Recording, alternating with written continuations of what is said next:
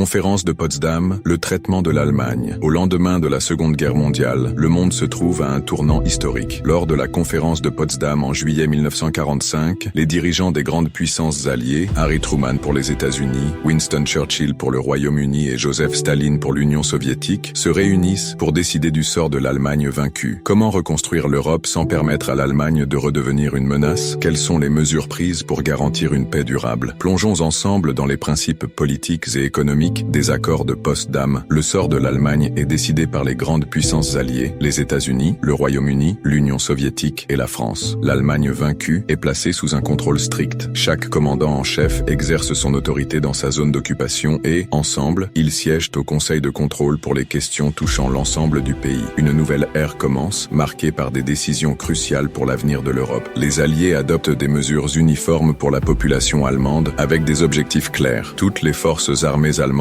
y compris les SS, la Gestapo et toutes les institutions militaires, sont démantelées. Les associations d'anciens combattants et toute organisation glorifiant la tradition militaire sont interdites. La production et la possession d'armes, de munitions et de matériel militaire sont interdites. Les usines de production militaire sont soit démantelées, soit reconverties sous contrôle allié. L'Allemagne se retrouve donc sous une surveillance stricte, ses structures militaires et industrielles totalement bouleversées. Mais d'autres mesures politiques seront également mises en place pour garantir un contrôle absolu et une rééducation de la population allemande. Les buts de l'occupation de l'Allemagne, que le Conseil de contrôle ne devra pas perdre de vue, sont le complet désarmement et la complète démilitarisation de l'Allemagne. À ces fins, toutes les forces terrestres, navales et aériennes allemandes, avec toutes leurs organisations, leurs états-majors et leurs institutions, y compris l'état-major général, le corps des officiers, le corps de réserve, les écoles militaires, les associations d'anciens combattants et toutes les autres organisations militaires ou paramilitaires, de même que tous les clubs ou associations qui contribuent